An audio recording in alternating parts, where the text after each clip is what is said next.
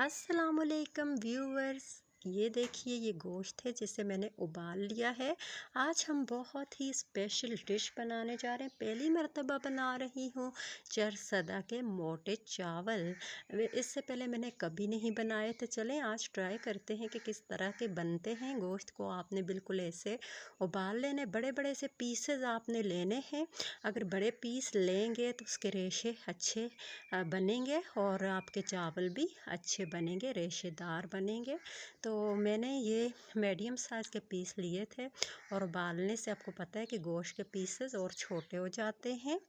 तो ये इस तरह का आपने कर लेने उबाल के गोश्त को। और ये हैं चावल, मोटे चावल हैं, इसमें हरी दाल थोड़ी सी ऐड की हुई है। और ये आम चावल नहीं है, ये चावल चरसदा में ही बनते हैं और ये मोटे चावल हैं।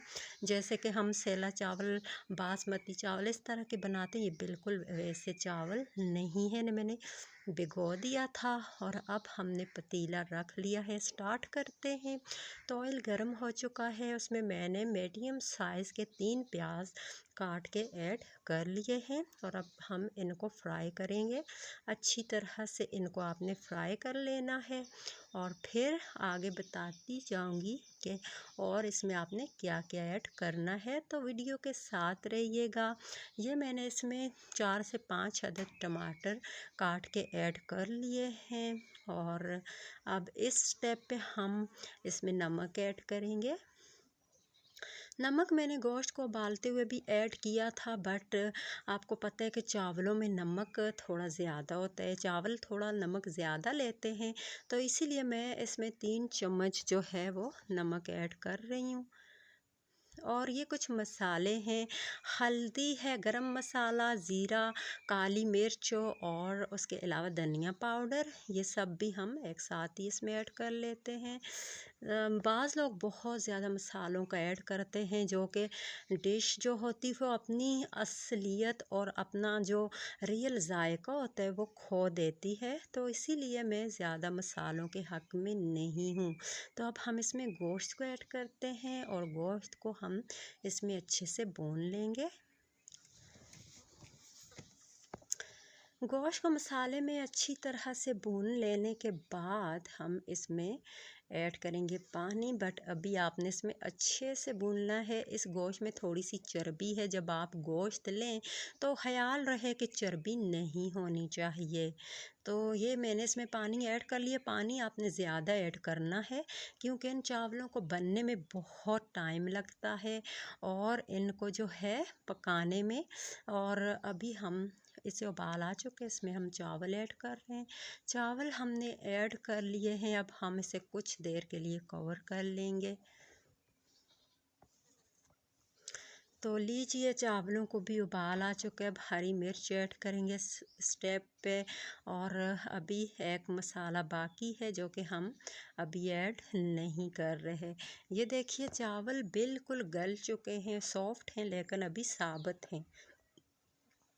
तो इस डिश की ख़ास बात यही है कि इसमें आपने चावलों को गलाना होता है, इसमें चावल साबुत नहीं होने चाहिए। जैसे कि आपने गोश्त को गलाया है, इसी तरह से आपने इसमें चावलों को भी गलाना होता है। भाप बहुत ज़्यादा है जिसकी वजह से हमारी डिश नज़र नहीं आ रही।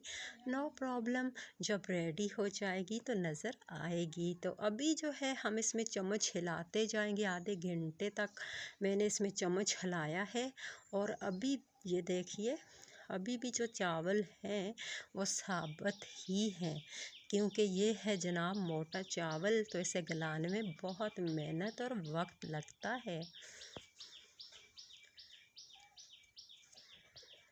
तो अभी हम इसे थोड़ा सा स्टे देंगे और अभी हम इसमें ये जो है शान बम्बई बिरयानी रेसिपी मसाला इसमें ऐड करने जा रहे हैं। ये मैंने पूरा पैकेट ही इसमें ऐड कर लिया। आपको बताती चलूँ कि 1 केजी जो था हमारा गोश्त था और 1 केजी ही हमारे चावल थे।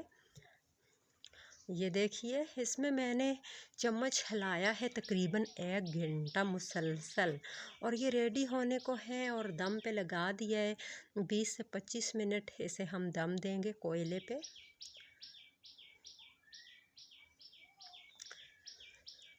दम हमारा हो चुका है जनाब कंप्लीट, तो चलते हैं। वाओ, हाँ, बहुत ही मज़ेदार सी खुशबू आ रही है।